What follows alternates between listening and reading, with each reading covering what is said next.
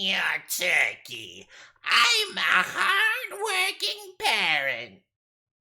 I am so sorry, Karen. I cannot do that, for you see, you are the turkey. Hello there, everyone. How are you doing today? I hope you're all well.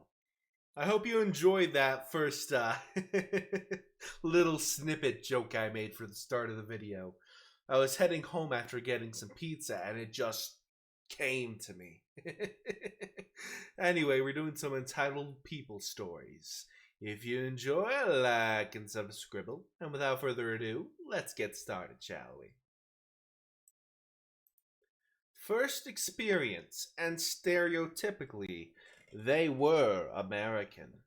So, this happened back in 2015, I think. I was working in a relatively big souvenir shop. It was a sub store of the biggest chain bookstore in the country, and I was responsible for one of the two sections you could find at the different knickknacks from my country here, including books. Now, I was the only one responsible for my section, while the other one had several consultants. One of the sunny afternoon days I was there, two American tourists came in. I remember them being boisterous and smiley. They stayed for quite a while, one being more interested in the books, while the other generally looked through everything else. Finally, they bought something and left. The next day, they came back, and I only noticed their arrival after I heard their thick, thick as an anime waifu, New York accent going off. Almost everyone in my country knows English, but not as a native speaker level. Add that to certain accents, and it becomes harder to understand for most. I was the best English speaker among my coworkers, so I went towards them to help. I do enjoy being the diplomat sometimes. Here was the situation. One of the women bought a vocabulary. It was from ML, my language, to English, but she wanted from English to ML for obvious reasons. I was confused. My first thought was it being a printing issue. Probably the cover was wrong. Nope, it was ML to English vocabulary in and out. I clearly remembered her looking through books to herself, and the two times my coworker going up to her to offer help. She declined both times. I tried to make sure my memory was correct, so I asked my coworkers and the manager about it. They said the same thing. She chose the vocabulary herself. Okay, Miss America here probably made a mistake of grabbing the wrong one, or just to appease her hamburger buns. We could give her whatever she wanted. We had the policy to exchange items of the same or higher price after 24 hours of purchase. Most stores in my country did that back then. That was the rule and how things worked. The problem was that 24 hours had passed, and I explained as much. She did not take it well, and neither did her friend. As I listened to her and her friend, I think I heard the angels yodel and the birds rap. I cut in on her tirade and told her again that this was the policy and there was nothing we could do. She did try to blame someone, but I reminded her that there were several witnesses. She did not just grab whatever she could get her hands on. She actually stood by the bookstall and read it. Then both of them started criticizing the policy and saying how stupid and unfair it is. I just shook my head and calmly told her, yeah, sure, agree to disagree, but it is what it is. The most stores in the country had that policy, and for this and that reason, won't go into detail. The next thing they told me blew me away. I think I actually felt my body being hoisted up. Reaching nirvana and such levels of humor, I could not even laugh. I just stared dumbfoundedly. I will paraphrase as best I can, as it's been a long time. This is the first time we've heard of such a policy. I think she was insinuating that we were lying and have been and we've been tourists here for over 9 years. Ah, yes. Thank you for your contributions. Maybe You both got me and my people out of the dark ages. Our economy is thriving." As I stared at their smug faces, I replied with what I consider to be one of my best comebacks of my life. Maybe it's the way I replied. "And I've been living here for all my 19 years. Welcome to my reality, ma'am." To cut it short, they demanded to speak to the manager. Okay, the manager was there. They actually wanted to contact the big boss or something. We gave them our business card, which they also insinuated we were hiding from them, even though it was in a card holder just for customers to grab. They were sent on their merry little way and were never to be heard from again. Probably because they said they would not go in any of our stores again. And all that happened over $5 measly. Gotta add that somewhere along the argument, they did mention, well, more like boasted, about being from USA and New York. But lady, when in Rome, do as the Romans do. I do not care for your privileged buttocks with my $100 a month salary. So that has been a tale about how I lost my entitled and my Karen V cards. And for our next story, we have the slow and steady fall of an entitled coworker. People and corporation names will be changed for personal and privacy reasons. For quick context, I used to work for 5 years at a call center that we will name Ultima Thule. Following my induction back in 2016, I was assigned to a campaign with codename Cube, which handles customer and tech support related to a driving app. I remember it because it was badly managed. People were constantly rotated, and we had at least 4 managers until the end of Cube, which I will explain much later. On to the main story. It is January 2017. I was assigned to a new work team after my first supervisor and some of my coworkers were fired due to some sketchy fraud. I only survived because I barely interacted with anybody, even my supervisor. Shortly after starting with the new team, I hit off with 3 coworkers we will name Carl, Andre, and Brianda. As the 4 of us were together, I see that along came a 5th coworker, about 10 years older than us and looking like Gollum. We will call him Frank.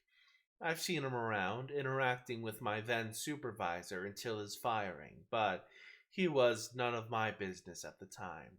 When Frank came to us, he came with an arrogant attitude, demanding us to shut up and to continue doing our respective jobs. I looked at Frank in disgust as I talked in my mind. Who do you think you are? He then comes to me, looks to me dead in the eyes and says, "You, I know your team was kicked for committing fraud. You do as I say or I'll have the HR take you out." And I was like, the fuck?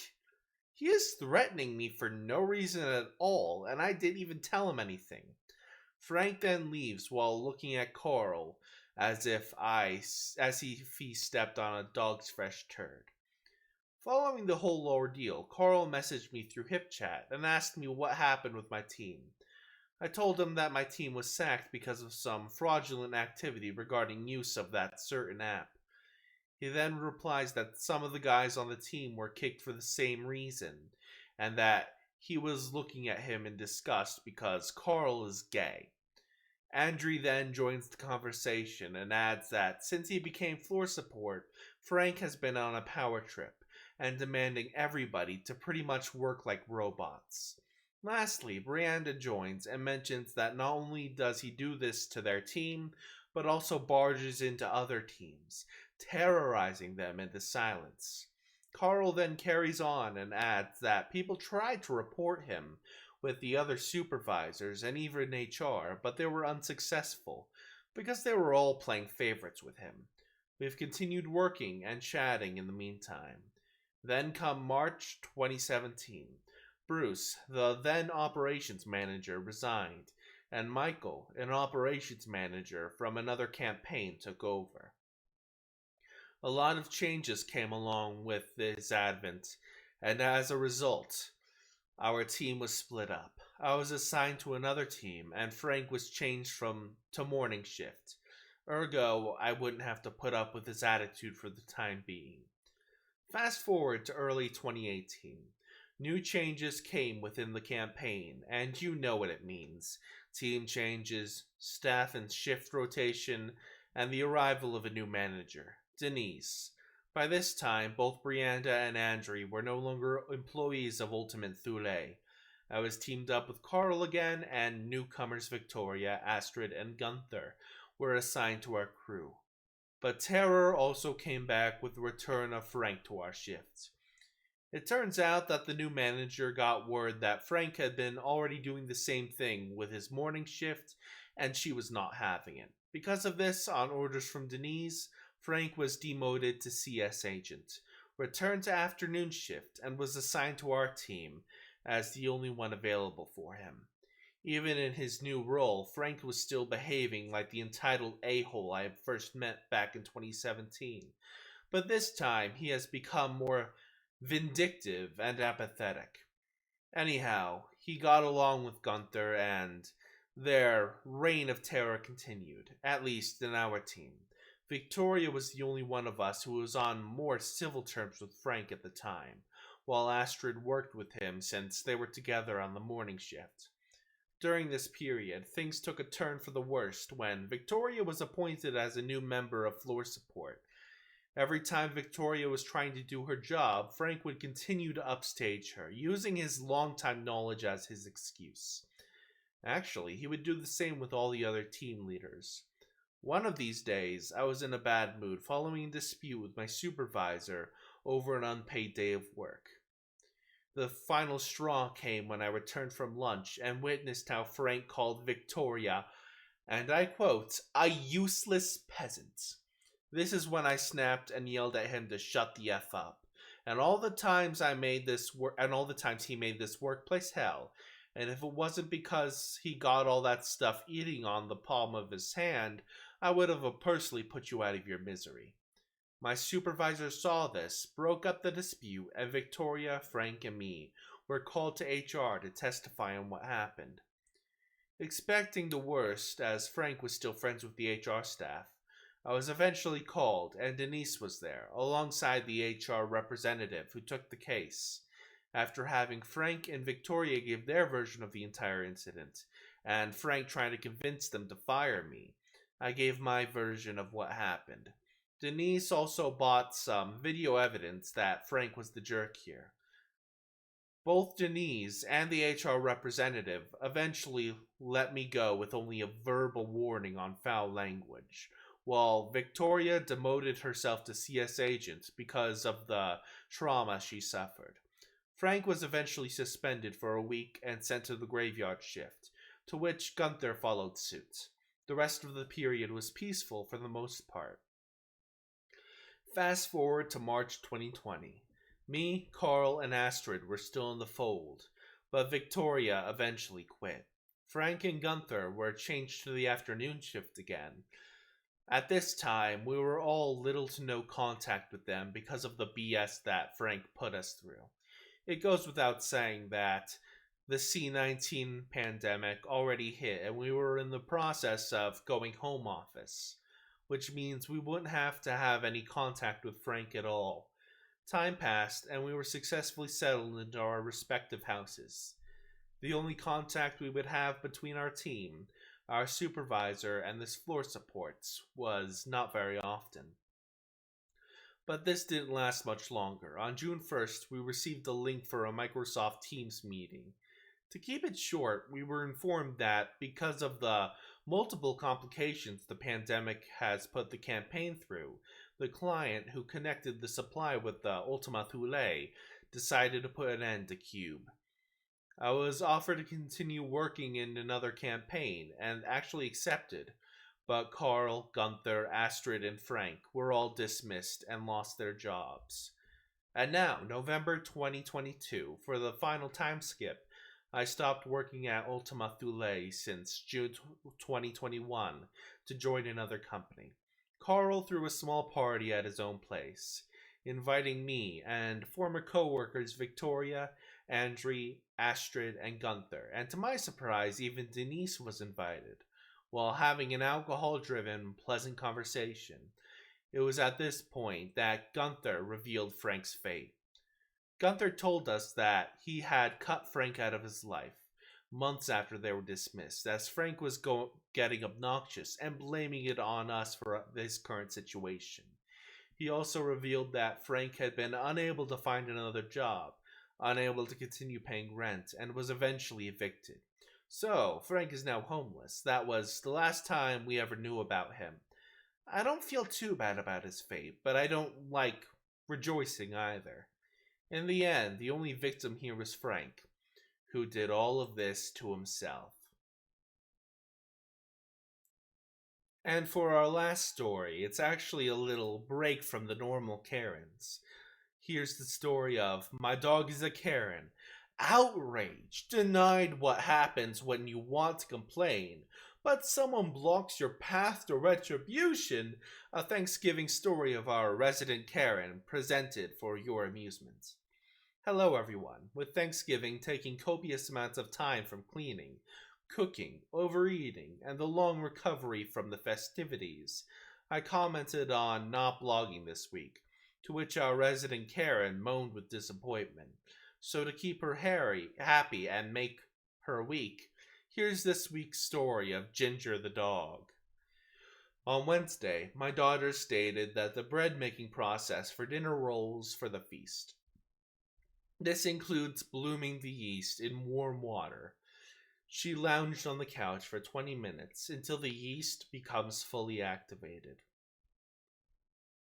My father-in-law maintained his workout regimen by having the PT visit the house. The drill sergeant of a PT arrived as my daughter reclined from the couch, to the sound of a car door closing, perked up the ears of our dog, and released the Karen deep inside. Raced down the steps to the couch in the front window. Alas, her college-age sister took up the entire space and refused to leave.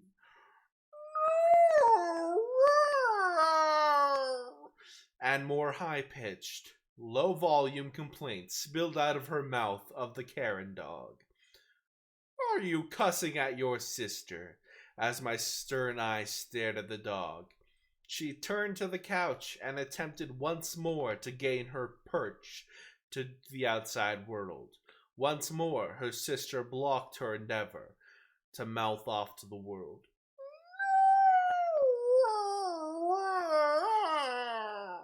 In an even lower tone. I will not have that language in this house, young lady. Apparently, it hurts when you try to stifle laughter, as sister's tears trickled from holding back the glee. Your dog just cussed at you?